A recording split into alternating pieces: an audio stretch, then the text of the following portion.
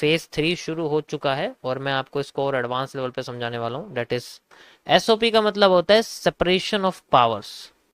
किसी भी consolidation market का, साइडवेज मार्केट का खोलने की चाबी है ये। ठीक है, आपने देखा होगा, पहले मैं आपकी नोटिस करवाता हूँ। आपने देखा होगा कभी कभी मार्केट में क्या होता है कि जैसे वो ऊपर चली गई है, ठीक है, इस तरीके से वो कंसोलिडेट कर रही है। एक ऐसा टाइम आता है जब उसके अंदर जो कैंडल्स हैं वो आपको कुछ ऐसी देखने को मिलती हैं। हैंगिंग मैन बनता है, फिर इसकी बॉडी पहली वाले से मोटी होने लग जाती है, ठीक है, ऐसे करके, और फिर बाद में एकदम मार्केट नीचे गिर जाती है।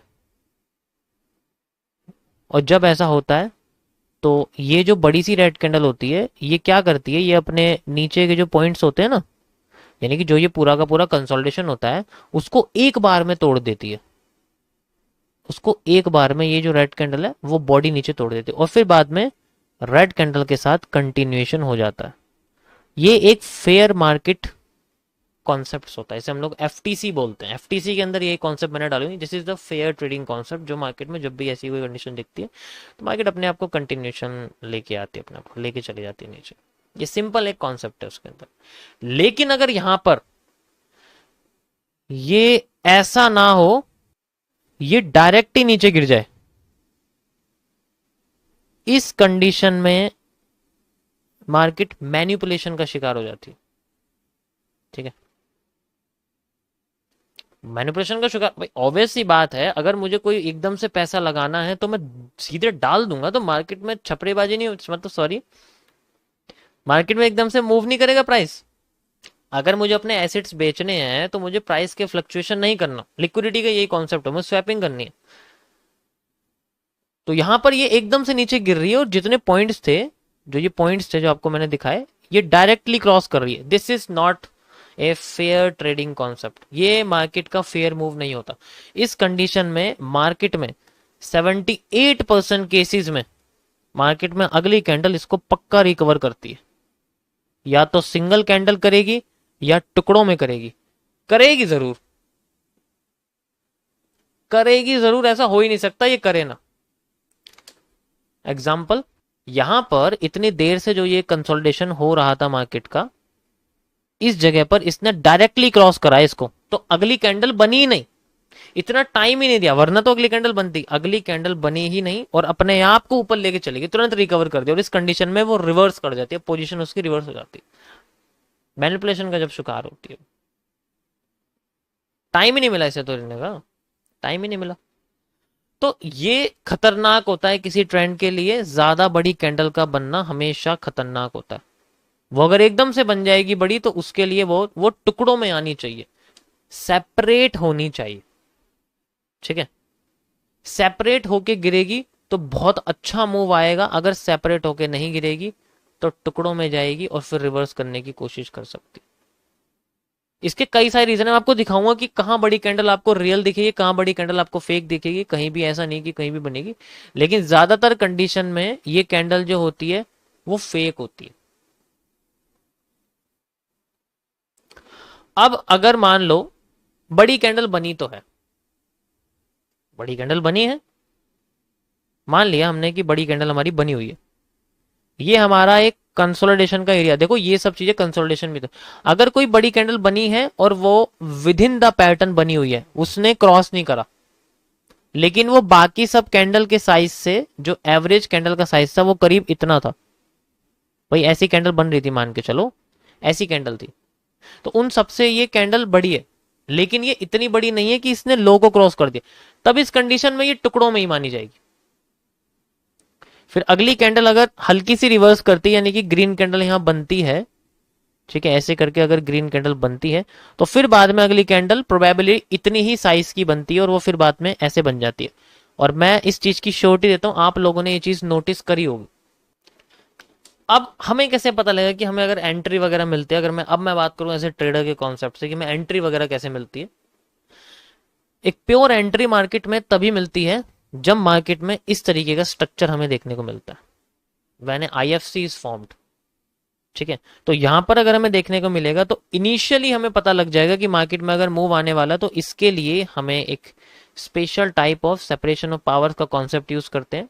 इसमें क्या होता है कि अगर कोई मार्केट ऊपर जा रही है और वो नीचे गिरती है, ठीक है, तो उसके नीचे गिरने की जो कैंडल है वो जितना ज्यादा छोटी छोटी होके गिरेगी वो उतना ज्यादा पावरफुल होगी, वो और भी ज्यादा पावरफुल हो जाएगी।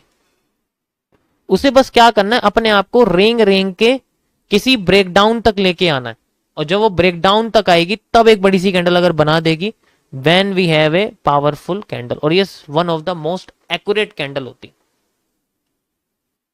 ठीक है, one of the most accurate candle होती है।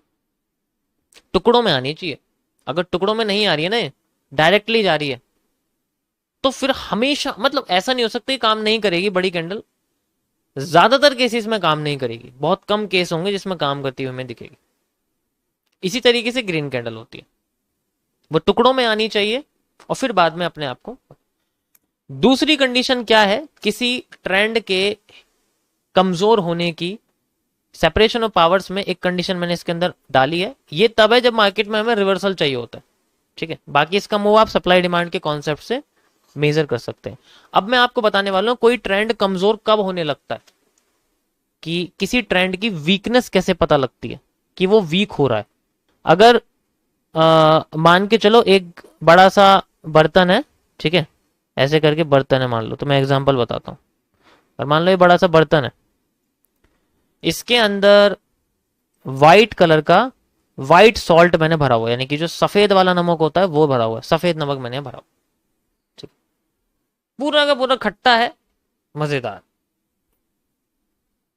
अब मैंने इसके अंदर, ये नमक है, अब मैंने इसके अंदर क्या करा, शक्कर डाल दी जो येलो कलर की है, येलो कलर की जो शक्कर है, ठीक है, वो मैंने डाल दी है। येलो शक्कर जो होती है आप कह सकते हो, शक्कर मैंने डाली है येलो कलर की, अलग दिख रही है, मैंने थोड़ी डाल दी, कोई फर्क नहीं पड़ा। मैंने और डाल दी, कोई फर्क नहीं पड़ा। मैंने और डाल दी, इतनी डालता गया, इतनी डालता गया कि हर एक नमक के दाने के बाद एक शक्कर का दाना दिखना शुरू हो गया। ठीक है, और अब मैंने क्या करा, मैं डालता गया, अब हर 3 शक्कर के दाने के बाद एक नमक का दाना दिख रहा है, यानी कि नमक का दाना दबता जा रहा है। मैंने और डाल दिया, इतना डालता गया, इतना डालता गया कि शक्कर नमक तो दिख ही नहीं रहा। अब पूरा का पूरा जो ये नमक है ये मीठा मीठा बनने लग गया। ऐसी तरीके से जब मार्केट नीचे गिर रही होती है,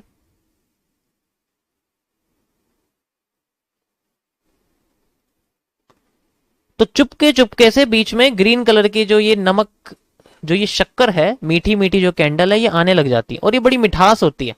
जलपरियां जिन्हें हम लोग बोलते हैं, ये जलपरियां जो होती है मिठास वाली शक्कर होती है, ये बड़ी लुभावनी लगती हैं, लेकिन एक्चुअल में मार्केट को उठाती नहीं है जब तक पूरी सप्लाई ना हो जाए। मान के चलो मैं सप्लाई डिमांड यूज ही नहीं कर रहा, सप्लाई डिमांड, तो इसमें क्या होगा, अब अगली बार इस ट्रेंड के हिस्से होने लग जाएंगे।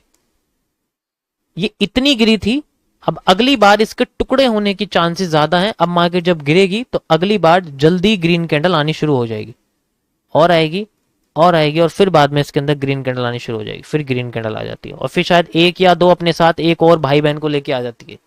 ठीक है, और फिर बाद में दोबारा से जब मार्केट नीचे गिरना शुरू करती है और लास्ट बार गिरती है, तो फिर बाद में ये एकदम से धावा बोल देती है इस तरीके से, और धावा बोलती जाती है, बोलती जाती है, बोलती जाती है, और फिर बाद में जब ये रिवर्स करती है तो इस बार दोबारा से नमकीन होने के लिए मना करती है, और फिर बाद में अपना जो ये वाली डिमांड है वो डबल कर देती है।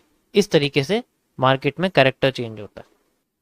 तो वो क्या करते हैं, वो ग्रीन कैंडल्स क्या करती हैं, वो सेल्स जो रेड कैंडल का ट्रेंड है उसके अंदर एक एक करके घुसती हैं, एक एक करके घुसती हैं, उनके शरीर के अंदर घुसती रहती हैं वायरस की तरह, और जब एक टाइम आता है वो पूरे शरीर के ऊपर धावा बोल देती है, और वहां हमें मिलता है एक इंडिकेशन।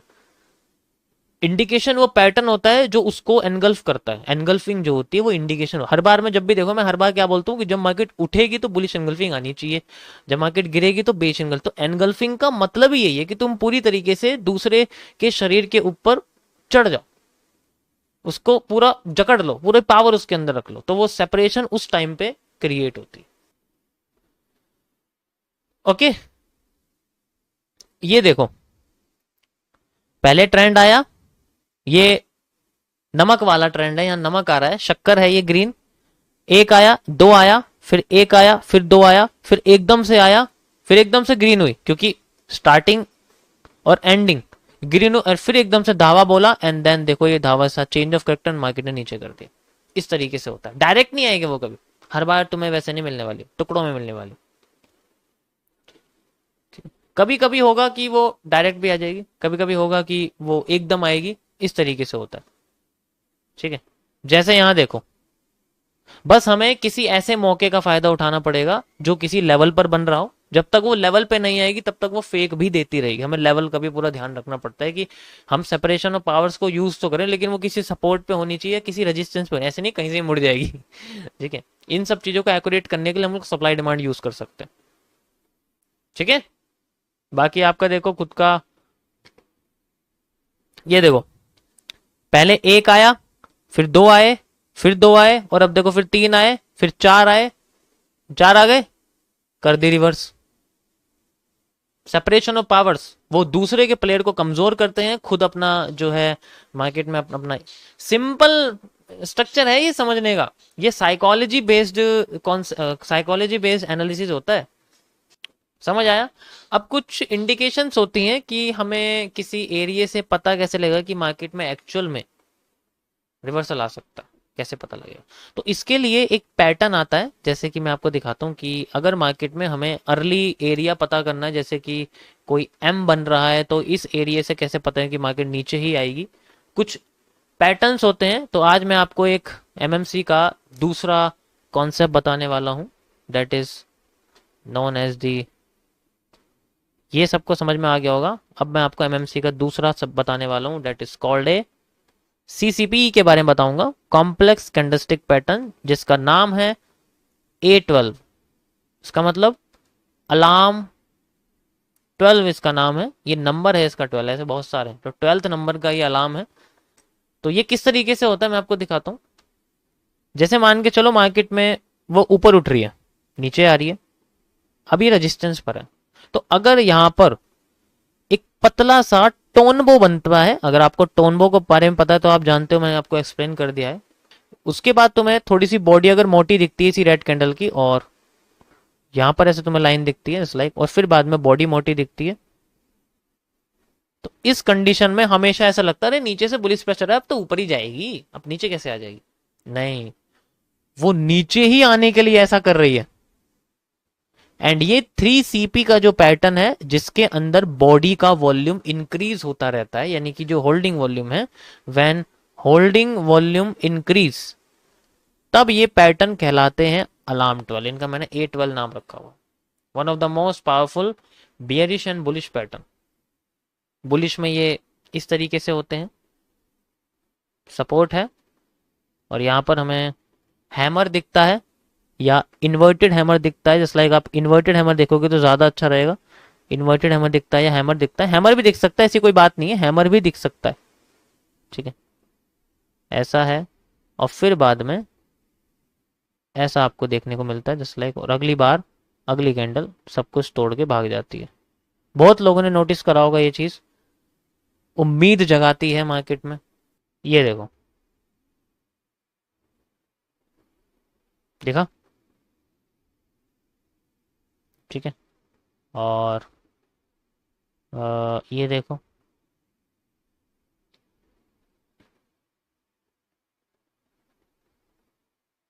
ये देखो